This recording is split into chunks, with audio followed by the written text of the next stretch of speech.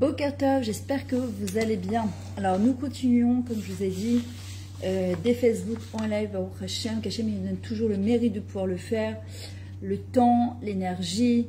Voilà, ce cours je le dédie spécialement pour la Refoua Shema de Raphaël David Williams Ben Adit Dvora, qui a fait un grave accident de voiture. Il a été percuté par un camion.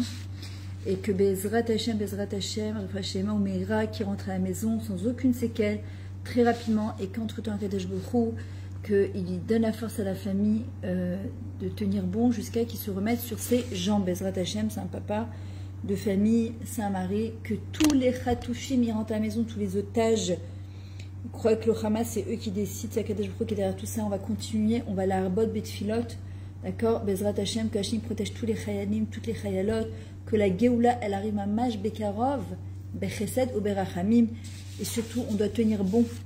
On doit tenir bon, on voit tout ce qui se passe avec Trump, on voit tout ce qui se passe autour de nous, les catastrophes climatiques, et j'en passe.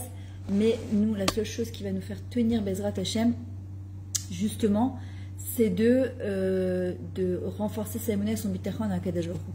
Alors, je continue sur la parashat Béchala. Encore une fois, même si elle est passée, c'est jamais passé parce qu'il y a des enseignements extraordinaires à apprendre et qui doivent nous accompagner toute notre vie. Alors, attendez 2 secondes, j'ai oublié mes oreillettes. 2 secondes, j'arrive.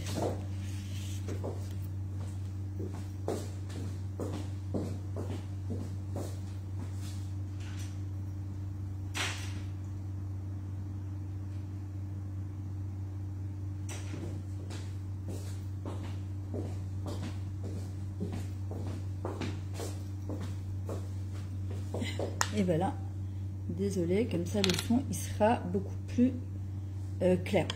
Ok, faites-moi juste un petit signe de la main si vous entendez bien, si vous êtes bien connecté. Ok, alors,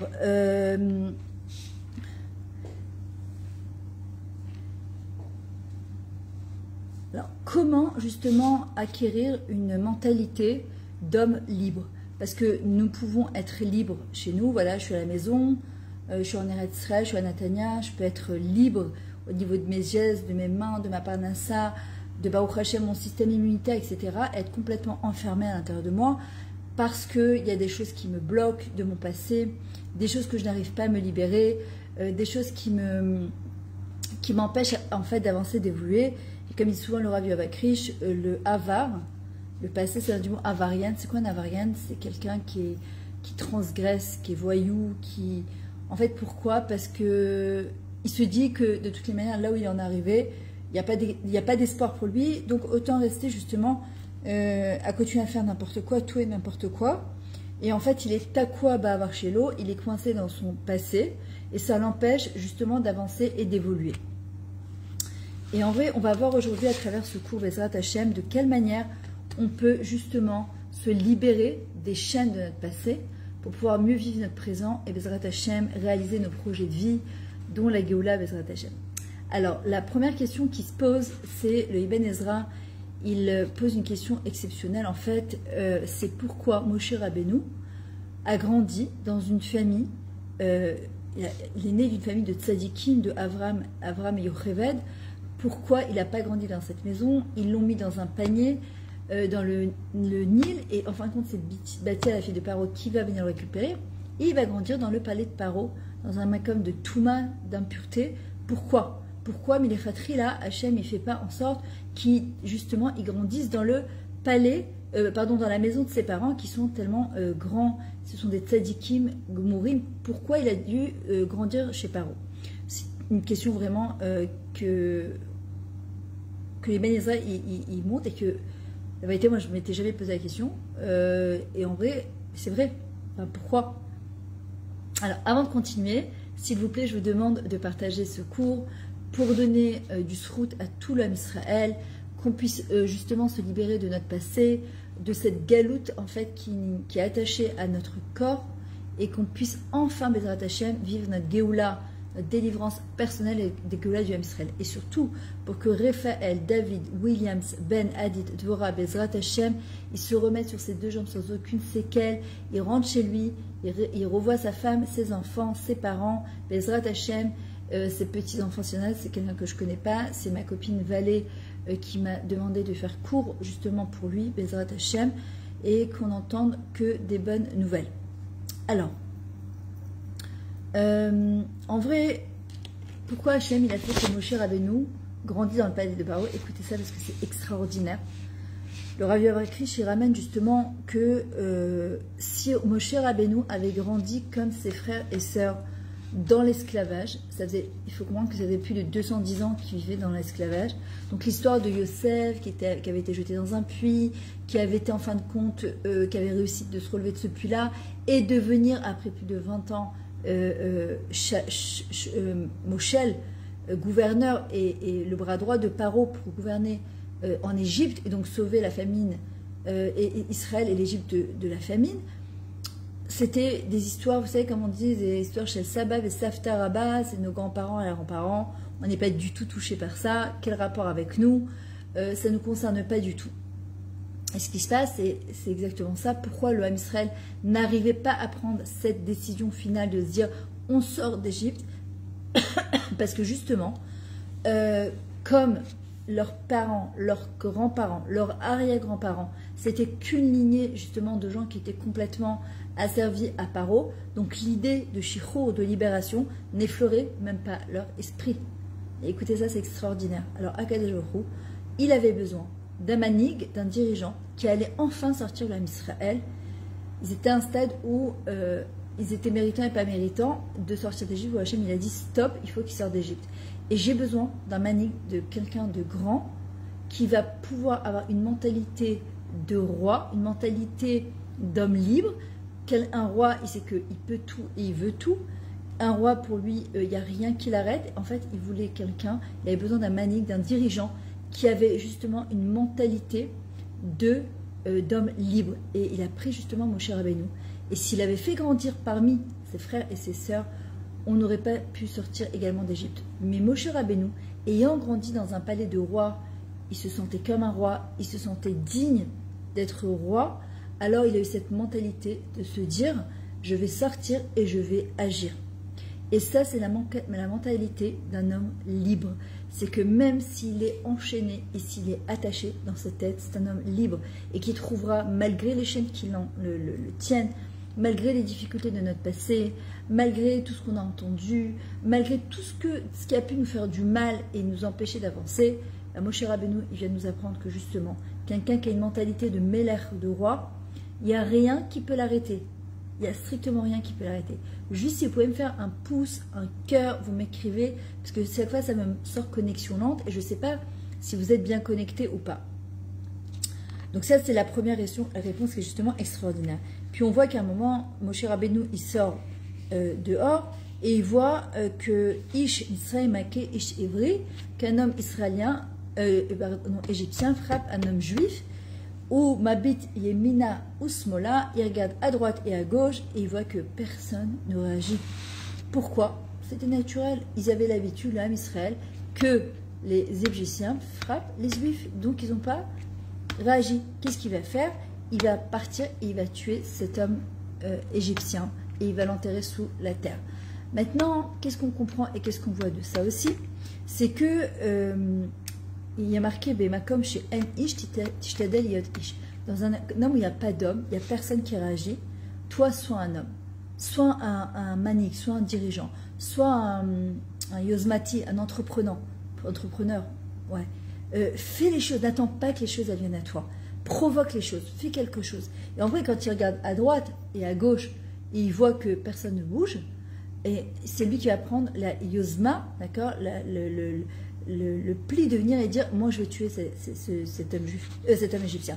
Et puis juste après il attrape justement deux juifs en train de se taper et lui dit d'abord il avait dit à l'égyptien Atam italel bebneimi, tu fais du mal, tu te déchaînes sur un de mon peuple, et là il dit à Ani Arogotra, je vais te tuer. Et le lendemain il voit deux frères juifs en train de se taper pareil. Il dit Rama Racha Lamata Takel Edreacha. Racha, pourquoi tu frappes ton prochain? L'omaspik shamitzra et makim otanu atamakim ze. Ça suffit pas déjà que les Égyptiens ils nous frappent, que tu veux en plus vous frapper les uns entre les autres. Il n'y a pas un moment où ça s'arrête. Et sur ça, Dafka, les Yehudim, ils vont aller, la Chine, ils vont aller rapporter ça à Paro. Alors, on ne comprend pas. Normalement, ils auraient dû réfléchir et prendre du recul. Mais en vrai, c'est pour nous faire comprendre qu'ils étaient tellement ancrés dans un état d'esprit d'esclavage qu'en fait, ils n'arrivaient pas à voir plus loin que Mitzrayim, comme Etza, que l'étau dans lequel ils étaient rentrés depuis plus de 210 ans. Le Rambam, dans Ilchot Deot, pardon, il nous dit comme ça, Darko Shala Adam Liot Imsha Bedaotav Achar Bnei Adam. C'est quoi le chemin naturel de l'homme? C'est d'être tiré et d'avancer selon les Deot, c'est-à-dire que les avis en fait des gens avec qui il vit. Et en fait, si on se dit en permanence qu'on ne peut pas, que c'est pas possible, moi je vois beaucoup en coaching, je prends des gens au Rachel, pratiquement tous les jours. Et je vois que tous les jours, en fait, les gens, la phrase qui revient très souvent, c'est pas possible, mais je peux pas, c'est impossible, je peux pas, j'y arriverai pas, mais j'ai pas été éduquée comme ça. Et en fait, ce genre de discours, il faut arriver à comprendre que c'est le genre de discours qui nous empêche en fait d'avancer. Alors que si on se dit déjà que Anachnu Chashuvim, on est des gens importants, on est des gens intelligents, on est des gens indépendants dans notre manière de penser, alors la chevra, d'accord, donc la société n'aura pas d'impact sur nous. Donc, il faut savoir, il faut être quand même conscient qu'on est beaucoup plus influencé et influençable qu'on ne peut l'imaginer. D'accord, on est très influencé par la chevra, on est très influencé par le monde extérieur, on ne se rend pas compte, il faut se l'avouer. Si on ne se le dit pas, d'accord, on restera toujours dans le même état d'esprit. Et le Rambam, il nous dit justement que c'est très important, en fait, de faire un tri et de faire attention, en fin de compte, aux personnes qu'on rencontre, les personnes qu'on fréquente. Si on se plaint, comment on peut savoir si on est bien entouré? Si on est entouré de gens qui voient petit, qui n'ont pas confiance en Hachem ou en la vie, qui sont juste influencés par les médias, qui broient le noir. Je ne suis pas dans le jugement, chas v'shalom. Je dis simplement que si on veut s'en sortir et qu'on veut aller de l'avant et qu'on veut les arrêter à Tagoula, qu'on veut faire avancer les choses, il faut absolument s'entourer de gens qui sont hyper positifs. D'accord, des gens qui voient loin, qui voient grand, qui se disent que tout est possible et que chez Akadosh Baruch Hu, il n'y a rien qui est impossible. Si des gens, on est entouré de gens qui n'arrêtent pas de se plaindre, qui se sentent tout le temps mal, qui disent en atid ve en tikva, il n'y a pas de futur, il n'y a pas d'espoir, il n'y a aucune vérité dans la chevra, c'est tous des tordus, c'est tous des gens malhonnêtes, on a des dirigeants qui sont complètement pourris, et que Trump et Bibi, et je ne sais pas quoi encore, et ben en fait, on restera tkouim, on restera coincé dans l'endroit où on est, avec sans aucune possibilité de s'en sortir. Alors que la mentalité de quelqu'un qui est libre, c'est de se dire, dans cet endroit dans lequel je me trouve, il y a deux solutions. C'est soit je deviens dirigeant, ou je deviens le tson, le troupeau du berger, ou je deviens le berger moi-même, ou bien je prends mes clics et mes claques et je décide de partir et de m'entourer de gens justement qui sont très positifs et qui vont me tirer vers le haut et que moi-même je pourrais être influenceuse et tirer aussi les autres vers le haut. Et c'est ce que le Rambam, il est madgish, il met le point dessus et il dit, c'est pas seulement une amlassa, c'est pas un conseil, mais c'est justement de nous faire prendre conscience que l'homme est influencé par les gens avec lesquels il vit. C'est normal, c'est comme ça, c'est le derech haolam et on doit être conscient justement de ça.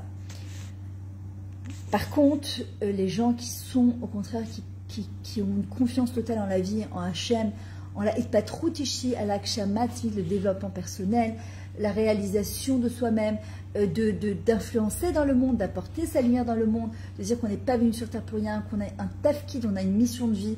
Et Animama Shochrezad Arbe, mais Rabanikim, parce que les Rabanikim, ils réfléchissent pas, ils savent qu'ils ont une mission de vie, ils se disent pas on peut pas, il y a l'argent, il n'y a pas, ils font et après ils sont à la mine, que Kadosh Baruch Hu leur donnera tout ce qu'il faut pour pouvoir, Bezrat Hashem, aller et devenir. Maintenant, comment purifier justement notre nefesh, tarat nefesh, de cet avdou, de cet esclavage. Une autre manière de pouvoir se libérer justement des chaînes qui nous tiennent, on va le retrouver quand Akadosh Baruch Hu, il va nous demander justement de sortir d'Égypte, de faire 2 mitzvot, d'accord? C'est la mitzvah de Brit Mila et la mitzvah d'accrocher le C, d'accord, l'agneau, donc le bébé de la vache qui était justement le dieu des Égyptiens. Et on va expliquer tout de suite pourquoi. On voit dans la Chassidoute, sur le Pasuk Vayir ou Otanu à Mitzrayim, que les Égyptiens ils nous faisaient du mal. En fait, c'est pas seulement qu'ils nous ont rendus serviteurs. Écoutez ça parce que c'est hyper important, parfois on ne se rend pas compte, c'est que pas seulement ils nous ont fait serviteurs, ils ont transformé notre conscience et notre inconscience en des serviteurs où il n'y a aucune possibilité en fait de sortir de ça et qu'on est tenu par eux jusqu'à la fin de nos jours, de génération en génération. Et ça a été, entre guillemets, la force de Paro et notre faiblesse à nous. Rabbi Metia Ben Haresh, il explique dans Rashi, il dit quand Akadosh Baruch Hu, il a voulu tenir sa promesse qu'il avait fait à Avot, à nos ancêtres, et de délivrer donc le Ham Israël, il y a marqué Arumi Mina Mitzvot, qu'en fin de compte, on était nus de toute mitzvot. On n'avait plus aucune troucha de Gdusha, de sainteté, de Maasim Tovim, de bonnes actions. On avait tellement été en fait imprégnés des Égyptiens et imprégnés de cet esprit d'esclavage que pour nous, c'était impossible de sortir de là-bas. On voyait aucune option en fait. C'est comme si on avait des grandes murailles et qu'on voit aucun pétard, aucune ouverture et qu'on n'a même pas de kélim, ni de marteau, ni d'enclume, ni on n'a aucun outil en fait pour pouvoir percer ce mur et y aller. Alors Hachem va dire la seule manière de pouvoir sortir de ça, et ça c'est un sod, un secret aussi pour notre vie à nous, il y a 2 mitzvot à accomplir. Donc on a dit c'est Korban Pessah, qu'on va devoir faire 4 jours avant la sortie d'Égypte, accrocher le petit agneau, et regardez ça c'est extraordinaire, le Rav a écrit de manière extraordinaire, et la Brit Mila, le Dam de Mila. Pourquoi Dafka ces mitzvot? On aurait pu faire une, pourquoi 2, et pourquoi pas, on est obligé de rajouter une mitzvah sur l'autre. Alors, Akadosh Baruch Hu, il nous dit comme ça, Krou lachem ish c'est le beit avot, c'est la beit. Prenez-vous un petit agneau dans votre maison, un agneau dans votre maison. En fait, il faut comprendre que l'agneau, c'était justement le dieu des Égyptiens. C'était le signe de Avodah Zara des Égyptiens. Ok? Maintenant, on dit que les Chachamim ramènent que les Yehudim, ils avaient tellement été imprégnés par les Égyptiens qu'eux-mêmes, ils sont devenus Ovdei Avodah Zara, idolâtres, au point que lorsque Hachem il a voulu nous faire sortir d'Égypte, les anges sont intervenus, ils ont dit Lama Moshe Israël, pourquoi tu fais sortir l'âme Israël? Hallelu Ovdei Avodah Zara, ve Hallelu Ovdei Avodah Zara. C'est-à-dire qu'on ne fait même pas la différence entre les Égyptiens et les Juifs. Pourquoi tu les fais sortir d'Égypte? Et lorsque les bénis Israël ils voyaient justement un petit agneau, ils ne voyaient pas simplement un agneau, un animal. Non, ils voyaient justement autre chose que ça. Ils voyaient la Otzma. Salut Lanit, comment tu vas? Ça fait plaisir de te voir en live. Ils voyaient la Otzma, la puissance de l'Égypte. Ils voyaient leur Emouna, leur foi. Ils voyaient leur force. Ils voyaient toute la culture égyptienne en fait qui les avait enfermés et que pour eux c'était waouh, c'était immense, c'était trop grand, c'était juste ingérable. Et Akadosh Baruch Hu, il va dire justement, vous allez prendre ce petit agneau-là, et justement, Zacher ben Shnato, il est tout petit, et vous allez l'accrocher pendant 40 jours à côté du lit. Non, Slicha Mechila, pardon. Vous allez l'accrocher pendant 4 jours autour de votre lit, jusqu'à la sortie d'Égypte, parce que ça c'était le 10 du mois, donc de Nissan, et le 14, on va sortir d'Égypte d'Ezrat Hashem. 15. Et là, il va se dévoiler à nous une différence absolument essentielle et fondamentale entre Pessah Mitzrayim et les Pessah d'Orot. C'est-à-dire que, en fait, dans toutes les générations qui vont suivre, on va simplement aller acheter un agneau, on va lui faire la shrita, on va en consommer le Leil HaSeder. Sauf que là, Kadosh Baruch Hu, il va leur demander d'abord, c'est eux qui vont faire cette action eux-mêmes de prendre, d'aller chercher un agneau et de l'accrocher justement à leur mita. Pourquoi? Le Rabbi Milubavitch il explique, ça nous ramène à la Akedat Yitzhak, et que Akadosh Baruch Hu, il a demandé en fait à Avraham Avinu, quand il va lui demander de sacrifier son fils, alors que lui-même il demande à tout le monde d'arrêter d'immoler leurs enfants, je ne sais pas si vous imaginez le délire, et il a 3 jours, il va devoir marcher 3 jours pour pouvoir, à pied, pour pouvoir sacrifier dans son fils Yitzhak. Et Akadosh Baruch Hu, il lui donne 3 jours de halicha, pourquoi de marche? C'est le temps de réfléchir, de méditer, de réfléchir beomek nafsho, c'est à l'intérieur de son nefesh, pourquoi il décide en fait de faire cette chose-là. C'est-à-dire que, qu'est-ce qu'Hachem il attend de lui, comment il va arriver ce jour-là, est-ce qu'il est prêt, est-ce qu'il n'est pas prêt, est-ce qu'il est prêt à cette Messirot Nefesh, comme quand Avraham Avinu va dire à Hachem, Hineni, je suis là.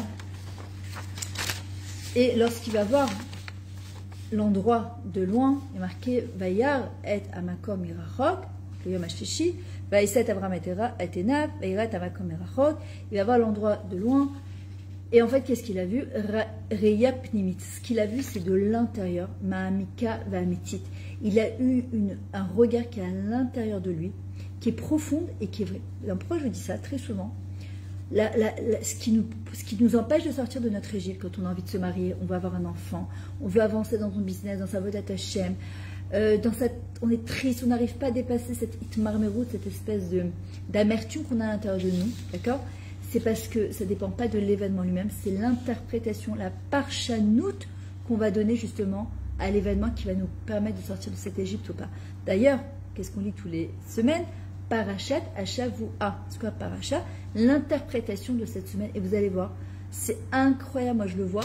Erze Pogesh Oti, ça me touche toutes les semaines. J'ai quelque chose que je dois avancer, évoluer, que je travaille, et boum, je lis la paracha, pourtant c'est la même paracha que l'année dernière, et bien cette même semaine, elle va rencontrer les nekudot, les points essentiels que Bezrat Hashem, je dois travailler.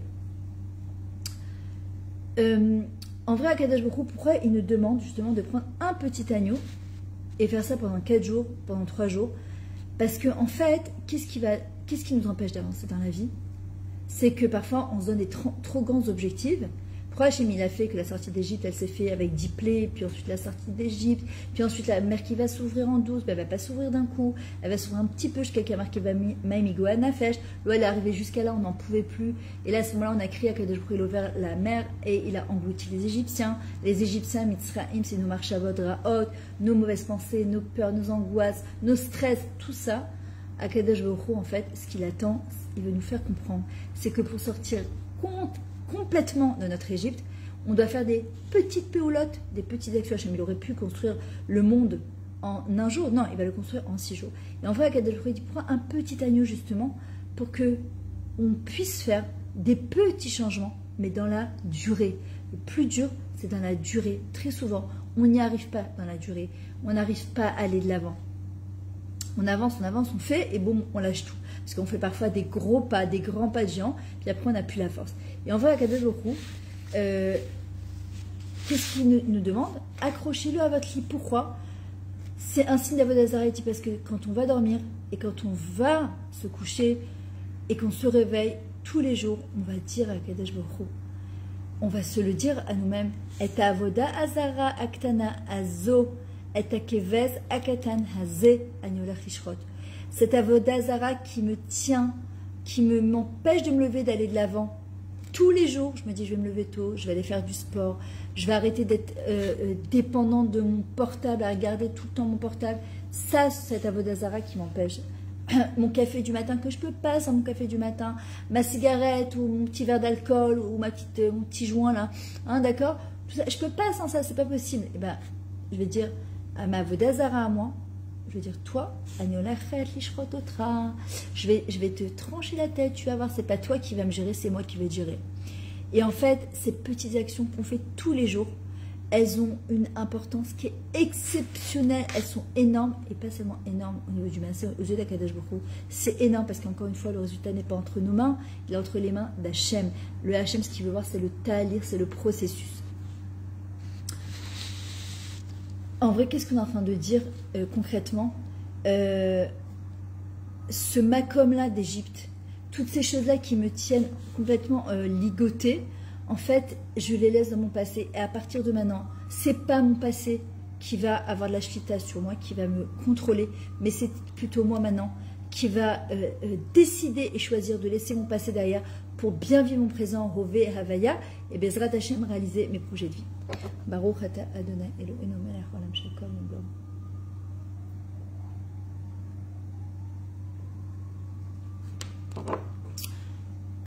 Il faut savoir que chacune d'entre nous, qu'on le veuille ou pas, on porte avec nous des kvasim ktanim, des tout petits agneaux comme ça qui nous cassent la tête. Peut-être que c'est ce qu'on a appris. Parfois, voilà, encore hier, j'étais avec une dame en coaching et je lui faisais comprendre que, en fait, je lui disais, tu sais, parfois c'est l'histoire de nos parents. Et en fait, il faut être capable même d'écrire une lettre à nos parents ou de l'écrire pour nous-mêmes, pour nos parents, en disant merci papa et maman pour tout ce que vous m'avez donné, tout ce que vous m'avez apporté, que vous pensiez certainement que c'était bien pour moi et que vous avez donné le meilleur de vous-même en pensant que c'était bien pour moi, mais ça reste votre histoire. Se le dire à soi, on n'est pas obligé de leur dire à eux. Maintenant, je décide et je choisis, d'accord, d'écrire mon histoire, l'histoire de ma vie. Et c'est Gvasim Ktanim, en fait, qui me tiennent complètement Klouim et Koubalim à l'intérieur de moi. Je décide, en fait, de les poser, pardon, et d'aller de l'avant. Toutes ces Chavayot Lonimot, parfois, ces expériences qui sont pas du tout agréables qu'on a vécues, cette paresse parfois qui installe à l'intérieur de nous et qui nous empêche d'avancer et d'aller de l'avant, cette colère qui nous prend et cette rancœur qu'on a parfois, cette kin'a, cette jalousie, cette haine profonde, cette envie de taper tout le monde, on en veut à la terre entière, à la vie, à Hachem, à nos parents, à nos grands-parents, je ne sais pas, et se dire à cause d'eux je ne peux pas sortir, et bien sachez que c'est par eux qui partent à l'intérieur de nous, parce qu'Akadosh Baruch Hu dit justement grâce à eux tu vas monter sur ces épreuves-là et tu vas sortir de ça justement, comme cette graine de Toubishvat qui est plantée à l'intérieur en fait et qui va monter sur la tête et à un moment va donner le plus beau justement des arbres Bezrat Hashem.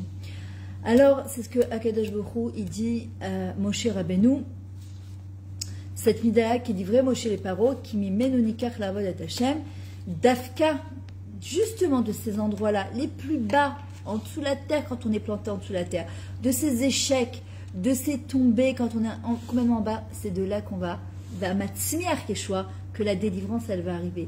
Dafka de là-bas. Par exemple, on peut l'itmoded avec la hatzlut, avec la paresse, quelqu'un qui n'arrive pas à se bouger, à se lever tôt pour être fila, pour mettre ses téphilines, pour se lever tôt, pour faire ce qu'il a à faire dans sa maison. En fait, c'est se dire, avant de dormir, je décide de me lever tôt demain. Bonjour Yanis.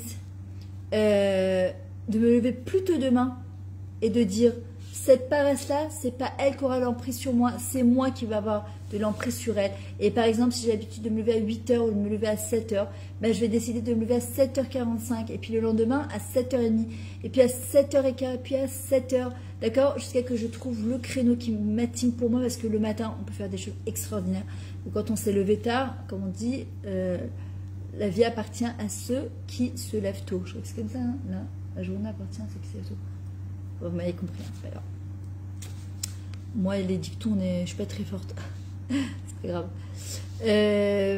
En fait, quand Akadosh Baruch Hu nous ordonne d'accrocher notre petit kéves, notre petit agneau, en fait, on est en train de dire le passé ne me limite plus. Au contraire, je vais m'en servir de ce passé-là, de l'histoire de mes ancêtres et mon histoire à moi pour la avoir, pour traverser justement le présent et devenir comme un Ouba, renaître à la vie, Bezrat Hashem. Et ça, c'est la petite action qu'Hachem il demande à justement Moshe Rabbeinu de nous retransmettre pour pouvoir trouver des otzmot hanefesh, des forces à l'intérieur de nous exceptionnelles. On va se servir de notre passé justement et pour construire notre présent. Mais pour cela, je suis obligée de regarder avec d'autres yeux, d'interpréter la vie avec d'autres yeux et de me dire, ok, c'est là-bas que je suis tombée. Et au lieu de ressasser en permanence, pourquoi j'ai fait ci, pourquoi j'ai fait ça, pourquoi je ne me suis pas écoutée, pourquoi j'ai pris cette décision, pourquoi il n'y a pas de lama. Et la lema, c'était quoi le but? Et de là-bas, je vais me lever et je serai encore plus forte qu'avant. Et tous les jours, je vais essayer de travailler sur un point, mais de manière matmida, persévérante, tous les jours, encore un petit peu. Et c'est pour ça qu'Akadosh Baruch Hu, il nous a demandé, et c'est toute la différence entre le Pessar d'Égypte et le Pessar qu'on va refêter tous les ans, pour nous rappeler justement, et quand même pour nous dire où c'est que moi je suis encore en Égypte. Et ça a demandé 4 jours de Hidbonenout, de réflexion, de méditation, pour être prêt, Bezrat Hashem, quand le moment arrive où Hashem nous invite à sortir de notre Égypte, et dire voilà, Igiazman a Geulatrem, le moment de votre délivrance est enfin arrivé. De la même manière qu'Avraham Avinu, qui a eu 3 jours jusqu'à la Hakeda de son fils, le sacrifice de son fils, il a réfléchi pour savoir en fait comment il allait dépasser cette chose-là. Et en fait, c'est se dire, mamash, à la chose qui nous embête le plus, toi t'es tout petit, toi t'es toute petite, et moi, c'est moi qui veux te faire la shrita, c'est pas toi qui es en train de shrotli et tachaim, c'est toi qui es en train de me torturer dans ma vie, tu veux me mettre à plat. C'est moi à partir de maintenant qui vais reprendre le dessus et qui vais les shrot au tram. C'est moi qui vais justement cette avodazara, cette idolâtrie qui me poursuit, parce qu'il faut comprendre que quand on est coincé dans son passé, qu'on sert autre chose qu'Akadosh Baruch Hu en fin de compte, nos dépendances, nos plaisirs, nos instincts, nos pulsions, en fait on ne sert pas à Hachem. En fait être capable de dire cette avodazara, justement cette idolâtrie, je vais la réparer à partir de maintenant.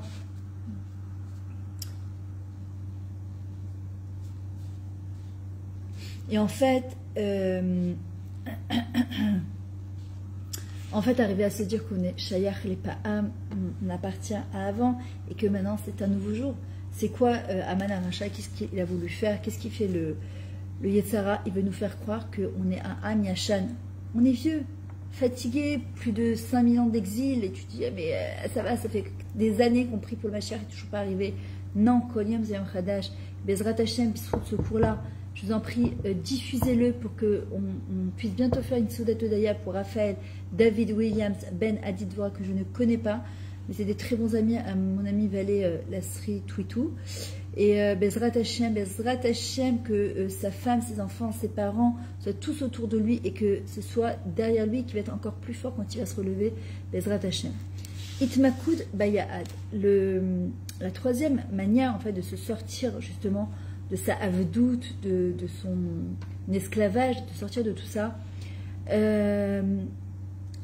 En fait, on va la voir dans la Kriyat Souf, dans l'ouverture de la mer Rouge, et quand Hachem va demander aux hommes de faire la Brit Mila. En fait, il faut comprendre que quand le Ham Israël il se tient devant la Kriyat Souf, l'ouverture de la mer Rouge, les Égyptiens sont en train de leur courir après. Imaginez Pachad Mavet. C'est comme ils marchaient même avec le Hamas. Ils étaient en train de faire Missibet Nova, l'Avdil, et d'un coup, il y a des milliers de Hamasnekim qui débarquent de n'importe où. Les êtres humains, comment tu veux tenir bon par rapport à ça? Alors c'est vrai, tu vas dire, ils ont vu des miracles, mais exceptionnels, que même des servantes, elles ont vu que des prophètes n'ont pas vu. Malgré tout, ils ont peur. Akadosh Baruch Hu dit à Moshe Rabbeinu, Daber al Bnei Israël, Vaïs'o. Alors, Hachem dit à Moshe Rabbeinu, va parler à Israël, qu'ils aillent, qu'ils avancent. Et Moshe maftir, Hachem ilachem lachem va'atem tacharishun. Hachem, c'est lui qui va se battre pour vous. Et on voit, après la paracha, la Kriyat Souf, il y a la Shiratayam, arrive le moment de Amalek qui vient et qui va se battre avec le Ham Israël, Berepidim, et cette fois Moshe Rabbeinu, il ordonne à Yoshua, lui dit, Bachar lanu anashim v'tse ilachem et Amalek. Choisis-nous des gens qui vont pouvoir se battre contre Amalek. Pourquoi en face des Égyptiens, c'est Hachem qui se bat pour nous, et lorsqu'il s'agit de Amalek, on doit nous choisir des hommes, et nous, on va devoir se battre nous-mêmes. Alors le Rabbi Milubavitch, il explique quelque chose d'exceptionnel, il dit quelque chose de la différence très simple entre les Égyptiens qui se trouvent derrière nous, et Amalek qui est là, en fait, qui veut nous faire absolument nous séparer de nous et d'Hachem. Il veut nous refroidir dans notre avodat Hachem, entre nous le Har Sinaï. En fait, l'Égypte, c'est tout ce qui est Mayem, allez-nous. qui nous menace en fait de nous ramener justement dans notre passé en permanence. Mais c'est déjà derrière nous. Alors Kadosh Baruch Hu, il nous apprend, regardez ça, c'est trop beau, c'est trop beau. Il dit Tifreru ba milchamot shelachem bechayechem. Apprenez à choisir vos guerres. Il y a des gens qui se battent tout le temps pour tout et n'importe quoi. Le mot milchama, ça vient du mot aussi machala, la maladie. Ils se rendent malades à se battre pour tout et n'importe quoi. Alors que quand on choisit ces guerres, les bonnes guerres, celles qui vont nous permettre de se dévoiler, de passer de la galoute à la idgaloute, de l'exil au dévoilement, alors cette milchama, elle va devenir hachlama, une convalescence, elle va devenir machol, elle va devenir la danse, et enfin chalom, alors on pourra enfin voir qu'on était ces rêveurs qui se sont accrochés et qu'on a enfin réalisé notre rêve, Bezrat Hashem de Géoula, de Mashiach et de Beth Amikdash. Et c'est ce qui nous dit justement à Kadosh Baruch Hu, choisissez vos milchamot. Si déjà on doit se battre, alors on doit se battre pour quelque chose de vrai, avec des valeurs, des guerres qui vont justement nous faire sortir de la galoute à la Géoula, d'accord, de la Gola justement à la Géoula.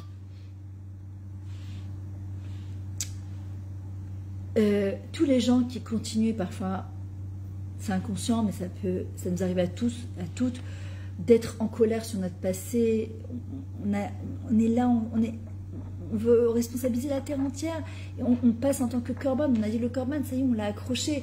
Et si on veut justement aller de l'avant et revivre et vivre, commencer à vivre, même pas revivre, c'est vivre complètement. Alors on doit choisir de se dire que le passé, il ne servira que de prof, de maître d'enseignement pour bien vivre maintenant son présent Bezrat Hashem. Et je terminerai avec ça. En plus, je dois partir. C'est l'ascara de mon oncle. D'ailleurs, tu sais quoi, je vais faire le cours aussi pour lui. Raphaël Wanish Ben Esther Bezrat Hashem, ça fait 11 mois, j'arrive même pas à y croire. C'est le père de ma cousine Eva, Manon, Yehudit, Judith et Gamiel, mari de ma tante Arlette, la sœur de mon père Bezrat Hashem, que Bisrout ce cours-là. C'était un homme avec beaucoup de Simchat Chaim, qui avait une artasatochim incroyable. Bezrat Hashem, il est niftar l'année dernière et il a été enterré le jour de Purim. Il ne nous a même pas laissé le temps de s'endeuiller sur lui parce que c'était un Letzan, un clown qui adorait rigoler. Voilà, petite pensée pour mon oncle Rafi. Et la force, on va terminer avec ça, de la Itkadmut Bechiyuv, d'avancer, mais il y en a qui avancent, mais avec des chaînes sur les pieds. On ne peut pas avancer. On va faire des pas de nains, on veut faire des pas de géants. On veut que la Géoula elle arrive. On va être associé à Kadosh Baruch Hu dans ce projet de la Géoula. Alors, le Rav Yoav Akrish, il raconte un jour qu'il était dans un train et il était très dérangé par son entourage. Il ne se sentait pas du tout à l'aise, donc il a décidé d'écouter un cours de halakha d'un homme qu'il aimait beaucoup. Et donc, il a mis son écharpe aussi autour de ses oreilles pour ne pas être dérangé. Et puis, il s'est concentré dans son cours. Et à un moment, arrivé à une des stations, il s'est rendu compte que tout le monde en fait le regardait. Il ne comprenait pas pourquoi. Et il s'est avéré qu'une des personnes qui était là-bas était un très très grand antisémite qui n'arrêtait pas de l'insulter, le maudire, se moquer de lui. Sauf que tout le monde a commencé à rigoler de ce fameux antisémite parce qu'en fait, il voyait qu'il n'y avait aucune réaction de la part du Rav Yoav Akrish qui continuait à écouter son cours parce qu'il n'avait pas vu l'homme derrière son écharpe, il avait des oreillettes. Et il s'est retrouvé carrément ridicule. Et en fait, il arrive à une tovana, une conclusion, le Rav Akrish, il dit comme ça, j'ai compris à ce moment-là un principe très profond dans ma vie, que ce qui nous énerve, ce qui nous met en colère, ce qui nous atteint, c'est pas ce que les gens disent, mais c'est plutôt parfois le vide à l'intérieur de nous. Il le dit souvent le Rabban Chetrit, quand c'est vide, alors ça nous atteint profondément. Comme quelqu'un, il est plein de Torah, plein d'Hachem, plein de son être profond de lui-même, d'influence qu'il veut donner au monde, de lumière qu'il a envie d'apporter, de son tafki, de sa mission de vie. Alors rien ne peut l'atteindre de l'intérieur. Et en fin de compte, quand on n'a rien à entendre de positif Alors on doit apprendre aussi à fermer ses oreilles et dire c'est à eux, je ne prends pas. Dans ma Sechet Shabbat, il y a un passage qui dit Vehabor rek en bomaim. On le voit avec Yosef Hatzadik quand il est jeté dans le puits. Le puits est vide, il n'y a pas d'eau.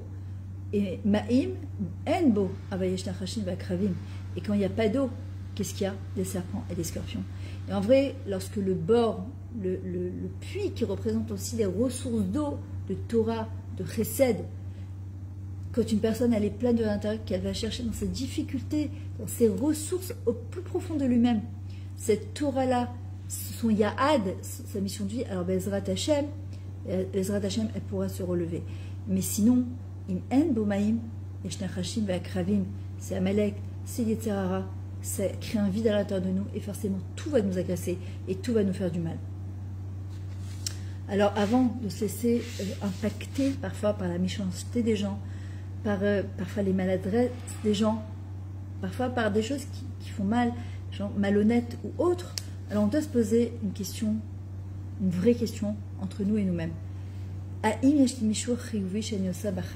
qu'il y a quelque chose de positif que je fais dans la vie? Est-ce que j'ai une vraie mission de vie qui me prend tout mon moi-même? Et lorsque et quand je me laisse atteindre par les autres, je dois me dire qu'il y a encore quelque chose de vide à l'intérieur que je dois combler. Pas par de la nourriture, pas par de l'argent, pas par des hôtels ou des vacances, par quelque chose de beaucoup, beaucoup plus profond. D'ailleurs, j'étais à une soirée exceptionnelle de Lirot et Anolad et Métaré Alav de Gila Journo, avec Sarah et Frère. Il y avait aussi la maman de Inon, le Khayel qui a été touché, la fille de Dr Taïeb, où elle a dit que son fils, il est tombé à l'armée, chez la militaire, tombé que du présent, il a été gravement blessé à la tête pendant 2 mois et demi, il était Mouncham Mourdam, il était dans le coma. Elle a dit j'avais 2 solutions. Évidemment qu'au début, elle s'est écroulée, et puis après elle a dit j'ai choisi la vie, j'ai choisi d'aller puiser des forces. Elle a dit j'ai découvert des forces insoupçonnées à l'intérieur de moi, dans des moments les plus cruciaux de ma vie. Je ne savais même pas de quoi j'étais capable. On a le choix à chaque instant de l'Ifror Bachaim, de choisir la vie. C'est nous qui devons faire ce choix et personne d'autre, de sortir de notre Égypte pour pouvoir enfin vivre Bezrat Hashem, de passer de la Gola à la Gola. La différence, c'est le Aleph, c'est de faire rentrer Hashem dans sa vie, de se reconnecter à notre Rouchaniout, à notre spiritualité. Et je conclurai ce cours avec 3 points essentiels pour résumer ce qu'on vient de dire. Il y a 3 grands principes si on veut sortir Bezrat Hashem de cette Égypte-là qui nous empêche d'avancer dans la vie. On doit comprendre que personne ne nous empêche d'avancer. Personne ne peut nous empêcher d'avancer. On le voit avec Yosef Hatzadik, il n'y a que nous. En fait, c'est de choisir une bonne cheva, des gens qui vont nous influencer, qui vont impacter pour le top, des gens qui ont envie d'avancer, pas des gens qui passent leur temps à se plaindre et qui font rien, qui procrastinent sur un canapé, dans un café, qui passent leur temps à critiquer, à râler et en fait, ils font rien du tout. De la même manière que Moshe Rabbeinu, Hachem il l'a mis dans un palais de roi pour lui rappeler que c'était un roi, et justement il n'y a qu'un roi qui peut sortir d'Égypte, il n'y a qu'une reine, quelqu'un qui se sort Eshetrael, Vod Batmeler Pnima, le kavod d'une Batmeler, il est à l'intérieur d'elle-même. Si je me sens reine, je me sens princesse d'Akadash Baruch Hu, Az itna harim afar koumi lifshe bigder tifartami, je me relèverai de la poussière de la terre, et Bezrat Hashem, je porterai des habits de royauté. Deuxième point, on prend le keves, ce petit agneau, qui nous poursuit depuis tellement d'années, et on va le transformer en korban pessar. Le mot korban, sacrifice du mot karev, pour me rapprocher enfin de moi-même. On va travailler sur une petite chose, et de manière timidite, la chose qui nous énerve le plus, qu'on sent qui nous empêche d'avancer dans notre vie, et tous les jours, encore un petit peu, et encore un petit peu. Et troisième point, on va se rappeler de notre but, c'est quoi ma mission de vie? La ber Ibn Israël ve'Iseou. Et alors, Bezrat Hashem, on pourra avancer dans la vie, on pourra se libérer et on pourra, mamash, atteindre notre neshama et notre doucha. Je vous demande, s'il vous plaît, de partager ce cours pour pouvoir donner du srout à tout le Ham Israël. Bezrat Hashem, qu'on ait la Géoula Bekarov, que tous les otages y rentrent à la maison et que bientôt on entend des bonnes nouvelles pour Raphaël, David, Williams, Ben, Adi, Dvorah. À très bientôt, je suis obligée de partir, j'ai Askara, non, je vous aime très très fort. Toujours un plaisir d'être avec vous, même si derrière un écran, je sais que vous êtes là, vous m'écoutez, merci pour tous vos retours. Merci de votre présence, merci de vos gentils commentaires et merci à Hachem de me donner justement cette mission de vie extraordinaire, de pouvoir partager avec vous. Je vous aime très fort.